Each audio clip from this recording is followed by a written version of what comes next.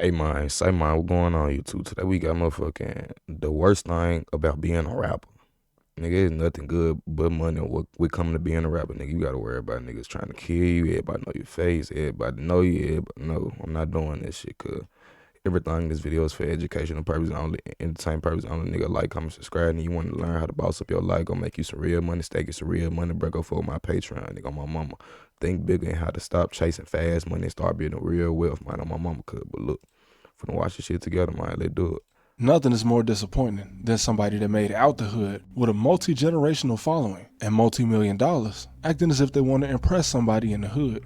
Why do they do that dumbass shit? Cause like you get all the money in the world, you got millions of dollars, you do this, you do that, but you still want to be on the block, you still want nigga from the hood to accept you. Like, that shit goofy to me. I don't see why niggas do that. Nothing is more disappointing than somebody that made it out the hood with a multi-generational following and multi-million dollars, acting as if they want to impress somebody in the hood. You want to relate to the hood? Show them how to get out. This is a little different than what I usually do, but it's something that we have in every city. We all know the biggest disappointment in my city, Lil Durk.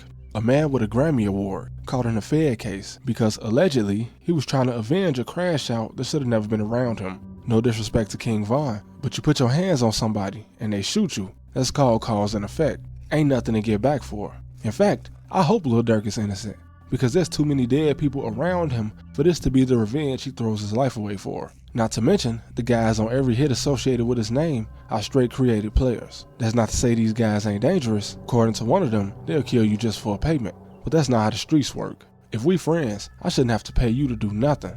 Brick Baby, at nearly 40 years old, as impossible as it sounds, a porn star actually gave you the clout that rapping would have never given you. We all know that Adam wanted you to crash out to keep his revenue flowing, and you fell for it. But that's fine. You a gang member. I didn't expect nothing less. Adam is gonna put you in situations where your enemies get brought up and you gonna have something to say. It's just content, and you were getting paid for it too. But failing to realize that when it comes to you and the law, Adam is gonna choose the law every time. That makes him more mature than you. And he's a guy who I regard as having no soul at all. I won't mention any allegations on his name until proven true, but who is this man? He's the son of a corrupt alderman that lobbied for million-dollar contracts to benefit the construction company he worked for before being pardoned by the President of the United States when he got caught in a fraud case. And his uncle, the one who likely secured the pardon, was a board member for the government agency responsible for all the money the U.S. sends to other countries. So this nigga Adam 22 really did got connections with the feds. Like, he got families that's congressmen and shit. Managed the campaign for the longest serving governor in the history of Massachusetts, and he was an informal advisor for President Clinton. To Really?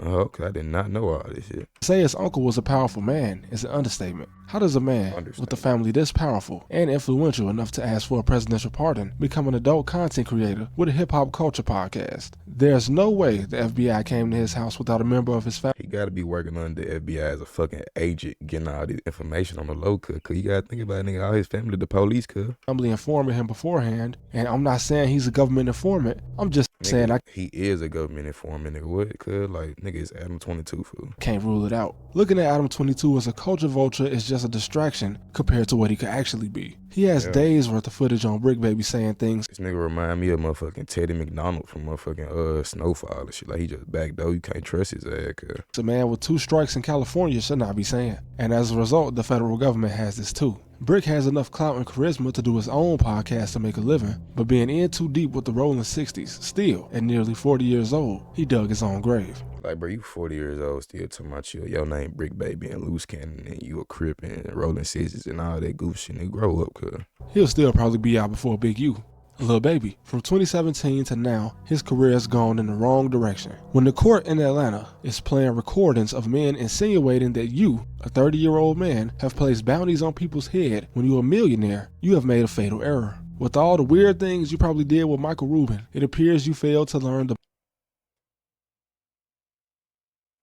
most important thing he could have taught you, because the closest you will see a guy like him to street politics is when he makes all these rappers come party on his boat like a bunch of thoughts. I'm not trying to be bogus, I'm just calling it out like it is. 21 Savage, I used to listen to you back in 2016, but at your age, still rapping like you in the hood, killing anything but a fly that buzzed past your head, It's embarrassing. A lot of y'all, you, Baby, and Young Thug, guys that could really drop game and show the little YNs how to make it out, would rather pretend to be gang members. Thug, you can't be a gang member because half your gang pled guilty and showed them people in court a lot of respect. One of your main shooters threw you under the bus, so he has no loyalty to you. Shout out to Woody for taking care of his family, but if that case wasn't live streamed, it wouldn't have been no I don't recall. He would have recalled everything he did in fact tell those detectives in the interrogation room. So what's the point of being in a gang? If the guy shooting for you provides the most evidence against you, the dude you made rich and signed to a deal that pretended to be a Crip won't even sit in a cell with you for 6 whole months. All the rappers in Chicago either die or lose their buzz after 2 years. The whole Jacksonville rap scene that had the most mainstream success is either dead or in jail getting testified against by their father, aside from a couple.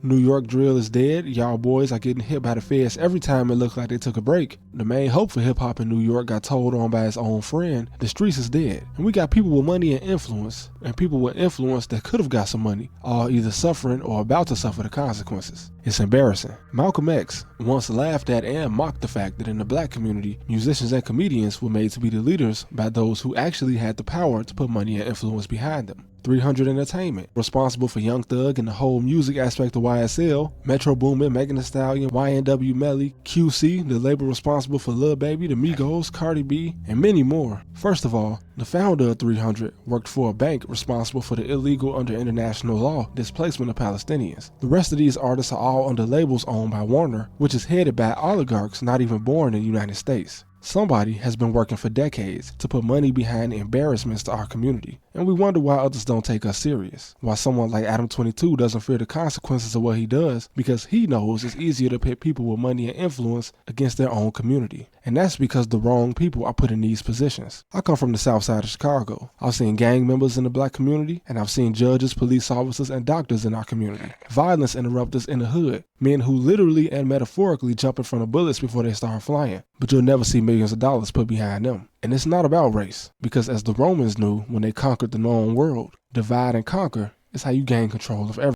Facts, nigga. Divide and conquer, nigga. Everything. Make them fight against each other, nigga. Same reason a killer is more famous than a mathematician is the same reason that those that don't know us think that this is what we all are. Exactly. I seen a lot growing up on the south side. I saw men die every day, but one thing I never saw was BLM. Once again, divide and conquer. And don't let my video do this to you. I love everybody. I'm just not gonna lie to you or sugarcoat, especially not to benefit one community over the other. Because at the end of the day, most of us are not billionaires, so we actually all in this together. But again, it's much easier to put all of us against each other. Not lying, nigga. It's way easier to just have us divided and conquered, bro. But look, like, comment, subscribe, nigga. I love y'all. Peace.